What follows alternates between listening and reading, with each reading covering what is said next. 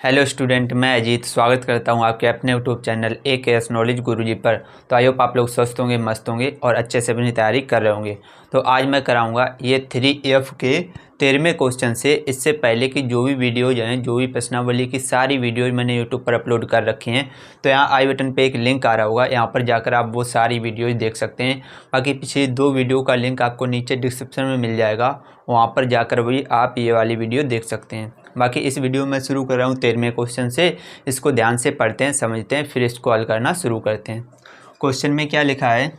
यश ने एक टेस्ट में 40 अंक अर्जित किए। जब उसे प्रत्येक सही उत्तर पर 3 अंक मिले तथा अशुद्ध उत्तर पर 1 अंक की कटौती की गई। यानी कि यश ने एक टेस्ट दिया जिसमें जो सही उत्तर है उस पर 3 अंक मिले और जो गलत यानी अशुद्ध उत्तर है उस पर 1 अंक कट गया, तो उसको 40 अंक कुल प्राप्त हुए। ठीक है, आगे क्या लिखा है? यदि उसे सही उत्तर पर 4 अंक मिलते तथा अशुद्ध उत्तर पर 1 अंक कटता, या 1 अंक 2 अंक कटते, सॉरी यहाँ पर 2 है, 2 अंक कटते, तो यश 50 अंक अर्जित करता। यानी कि अगर उसे टेस्ट में जो सही उत्तर पर 4 अंक मिलते और अशुद्ध उत्तर पर 2 अंक कटते तो उसे 50 अंक प्राप्त होते। तो ये बताना है टेस्ट में कितने प्रश्न थे। यानी कि ध्यान से समझने लायक बात ये है इसमें कि जो टेस्ट में प्रश्न थे उसने क्या किया, जो जब उनका आंसर लिखा तो उसमें से कुछ आंसर गलत हुए और कुछ सही हुए।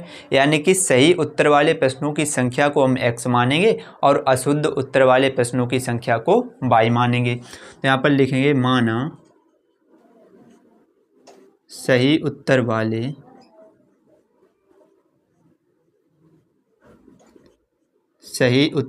प्रश्नों की संख्या। सही उत्तर वाले प्रश्नों की संख्या हमने मान ली x और अशुद्ध उत्तर वाले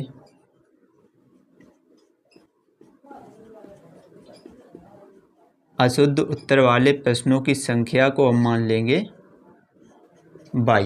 ठीक है, जो उसने सही आंसर दिए उसके प्रश्नों की संख्या x है और जो गलत आंसर दिए उसके प्रश्नों की संख्या y है। तो कुल प्रश्नों की संख्या कैसे निकालेंगे? टेस्ट में जो कुल प्रश्न थे, कुल प्रश्नों की संख्या को जब निकालेंगे तो दोनों जुड़ जाएंगे, यानी कि x प्लस y। ठीक है, अब सवाल को पढ़ते हैं।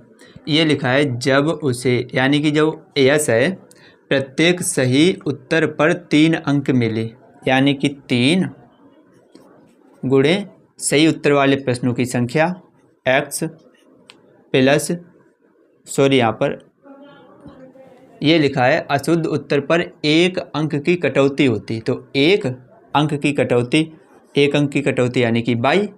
जो अशुद्ध उत्तर वाले प्रश्नों की संख्या y है तो 1 अंक है, तो 1 y, 1 लिखा नहीं जाता, y बराबर उसे कितने अंक मिलते?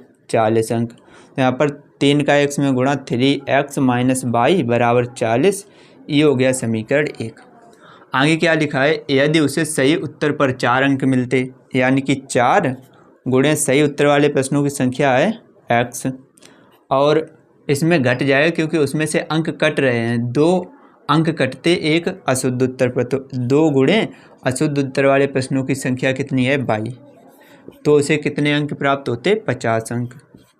तो यहाँ पर 4x माइनस 2y बराबर 50। 2 का इस समीकरण में भाग भी चला जाएगा, 2 का भाग देंगे 2 दूनी 4x माइनस y बराबर 25। इसको कह देंगे समीकरण 2। अब समीकरण 1 और 2 को हल कर लेंगे। y के गुणांक बराबर हैं, समीकरणों को घटा देंगे, यानी कि समीकरण 1 माइनस समीकरण 2। समीकरण 1 है 3x माइनस y बराबर 40। समीकरण 2 है 2x माइनस y बराबर 25। घटाएंगे तो चिन्ह बदल जाएंगे, ये माइनस ये प्लस और ये माइनस, y से y कैंसिल। यहाँ 3x में से 2x घटेगा, बचेगा x बराबर 40 में से 25 को घटाएंगे तो कितना बचेगा? 15। अब ये जो x का मान निकला ये हम क्या कर देंगे? समीकरण 1 में रख देंगे। तो इधर लिखेंगे x का मान समीकरण 1 में समीकरण 1 में रखने पर x का मान समीकरण 1 में रखें तो समीकरण 1 क्या है, 3x माइनस वाई बराबर 40। 3 इंटू एक्स का मान कितना है 15, यहाँ रख देंगे, माइनस वाई बराबर 40। 15 का 3 में गुणा, 15 3 45 माइनस वाई बराबर 40। ये 45 को उधर भेजेंगे तो इधर बचेगा माइनस वाई बराबर 40 और माइनस 45। माइनस वाई बराबर 40 में से 45 घटेगा, बचेगा माइनस का 5। माइनस से माइनस कैंसिल, वाई का मान कितना आ गया 5 आ गया। तो ये हो गया एक्स का मान और ये वाई का मान। टेस्ट में कितने प्रश्न थे, कुल प्रश्नों की संख्या पूछी गई। तो कुल प्रश्नों की संख्या कैसे निकालेंगे,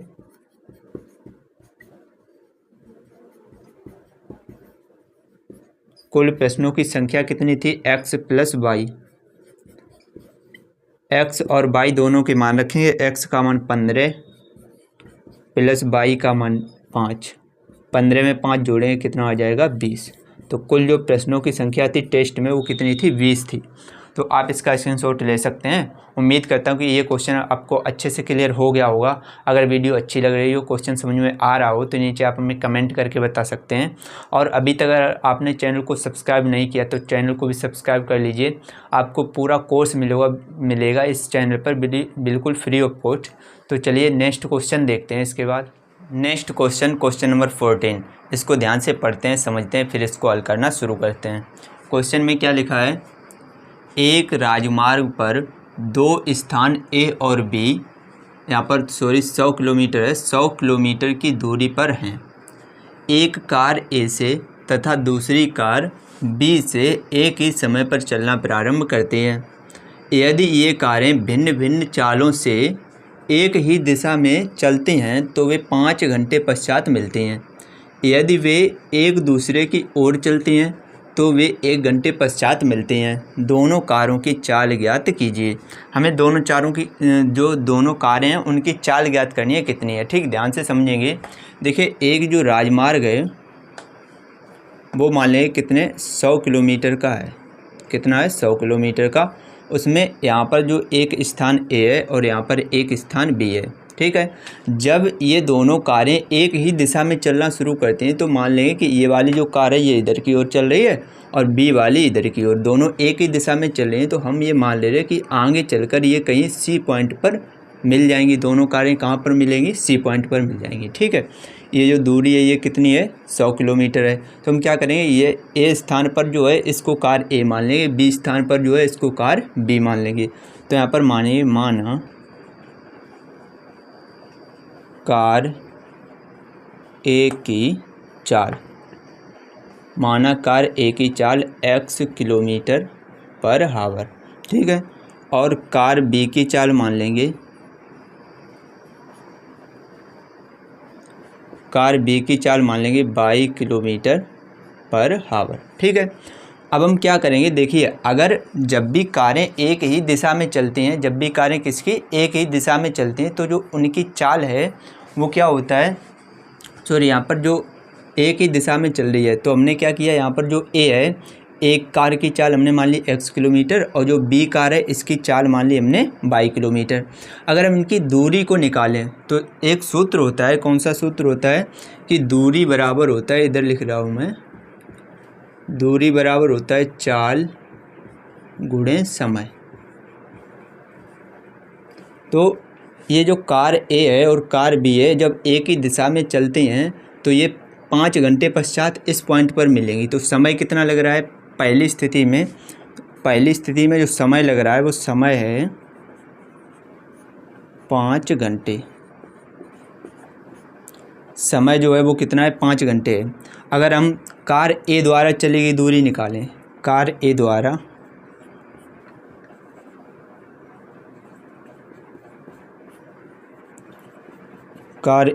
चली गई दूरी बराबर क्या होता है, चाल गुणे समय। तो कार ए की चाल कितनी है, x किलोमीटर प्रति घंटा, और गुणे समय कितना लग रहा है, 5 घंटे। गुणा करें तो 5x किलोमीटर आ गई दूरी। तो जो पॉइंट सी पर मिल रही ना 5 घंटे पश्चात, तो जो ए से सी तक की जो दूरी है ए और सी वो हमारे पास निकल के आ गई 5x। 5x जो निकल के आई वो ए से सी तक की दूरी है, यहाँ से यहाँ तक की। ठीक है, अब यहाँ से क्या करेंगे, कार बी द्वारा जो चली गई चाल है वो निकालेंगे। तो यहाँ पर लिखेंगे कार बी द्वारा चली गई दूरी। कार बी द्वारा चली गई दूरी कितनी होगी, दूरी बराबर सूत्र वही लगेगा, चाल गुणे समय। कार बी की चाल है 22 और गुणे समय कितना लग रहा है 5 घंटे, तो कितना आ जाएगा 5 का 22 में गुणा 5/22 किलोमीटर आ गई इसकी दूरी। यानी कि बी से सी तक की जो दूरी है वो है 5/22 किलोमीटर। ठीक है, और अगर यहाँ से ध्यान से देखें, ए से बी तक की जो दूरी है 100 किलोमीटर है, ए से सी तक की जो दूरी है वो 5x है, और बी से सी तक की जो दूरी है वो कितनी है 5/22। तो यहाँ से एक संबंध निकल के आएगा। अगर हम यहाँ से क्या करें कि जो ए बी है, अगर यहाँ से ए सी में से अगर हम बी सी घटा दें, ए सी में से अगर हम बी सी घटा दें तो कितनी बचेगी, ए सी में से बी सी, यानी पूरी दूरी में से ये इतनी दूरी कम कर दी तो कौन सी बचेगी, ए बी। तो ए बी बचेगी। ए सी कितनी है, ए से सी तक की दूरी है 5x, यहाँ रख देंगे, माइनस बी से सी तक की दूरी बी सी कितनी है 5/22 बराबर ए बी। ए से बी तक की दूरी कितनी है 100 किलोमीटर, तो यहाँ पर 100 रख देंगे। ठीक है, 5 का पूरे समीकरण में भाग देंगे तो आ जाएगा x - 22 बराबर 100 में 5 का भाग देंगे 20 आ जाएगा। इसको कह देंगे समीकरण 1। ठीक है, आगे ध्यान से समझेंगे। दूसरी शर्त है, इसमें क्या लिखा है, यदि एक कारें एक दूसरे की ओर चलती हैं तो 1 घंटे पश्चात मिलती हैं। यानी कि जो समय दिया गया वो कितना है, 1 घंटे। तो सेम इस स्थिति में भी हम क्या करेंगे, कार ए द्वारा चली गई चाल निकालेंगे, तो दूरी निकालेंगे। तो यहाँ पर क्या करें, हम दूसरा चित्र इधर बना ले रहा हूँ। मान लिया कि ये पॉइंट ए है, ये वाला पॉइंट बी है। ये जो कार है ए इधर की ओर चल रही है, ये वाली कार इधर की ओर चल रही है, क्योंकि ये जो कार हैं एक दूसरे के बिल्कुल सामने एक दूसरे के ओर चल रही हैं। यानी कि ए आ रही है इधर और बी आ रही है इधर, एक दूसरे की ओर चल रही हैं। तो हमने क्या मान लिया कि यहाँ पर ये एक पॉइंट है सी, इस पॉइंट पर ये दोनों कारें मिल जाएंगी। तो अगर ए से सी तक की दूरी निकालेंगे और बी से सी तक की दूरी निकालेंगे, कैसे निकालें, और पूरी जो दूरी है वो कितनी है 100 किलोमीटर।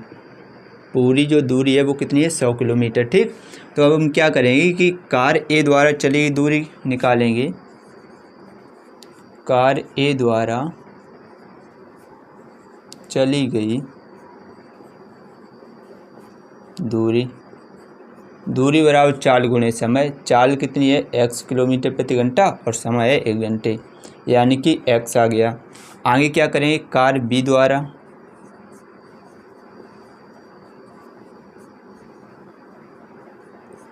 द्वारा चली गई दूरी, चाल गुणे समय। चाल है 22 किलोमीटर प्रति घंटा, समय 1 घंटा, 1 का 22 में गुणा करेंगे 22 आ जाएगा। ठीक, यानी x किलोमीटर और ये हो गया 22 किलोमीटर। जो कार ए द्वारा चली गई दूरी है, यानी कि ए से सी तक की जो दूरी है वो है x और बी से सी तक की जो दूरी है वो है 22। ठीक है, अगर इस चित्र के हिसाब से हम देखें ध्यान से, तो जो ए से सी तक की दूरी है और जो बी से सी तक की दूरी है, यानी कि ए सी प्लस बी सी, अगर इन दोनों दूरियों को हम जोड़ दें तो पूरा ए और बी के बराबर हो जाएगा। यानी कि ए से बी तक की दूरी के, ए सी कितनी है x प्लस बी और सी कितनी है 22 बराबर ए बी कितनी है 100। इसको कह देंगे समीकरण 2। अब समीकरण 1 और समीकरण 2 को आगे हल करेंगे तो हम क्या करें, समीकरण 1 और 2 को जोड़ देंगे। तो यहाँ पर लिखेंगे समीकरण 1 प्लस समीकरण 2। समीकरण 1 है x - y बराबर 100, x - y बराबर 20, और समीकरण 2 है x प्लस y बराबर 100। दोनों को जोड़ेंगे तो y से y कैंसिल, x और x जुड़कर हो गया 2x बराबर 100 और 20 जुड़ेगा तो हो जाएगा 120। ये 2 बटे में भेजेंगे तो x बराबर हो जाएगा 120/2। 2 से काटेंगे 2 एकम 2, 2 छंग 12, यानी x का मान कितना आ गया 60। अब ये जो x का मान निकला है ये हम क्या करेंगे समीकरण 1 में रख देंगे, या फिर क्या करें हम समीकरण 2 में रखेंगे। तो यहाँ पर लिखेंगे x का मान समीकरण 2 में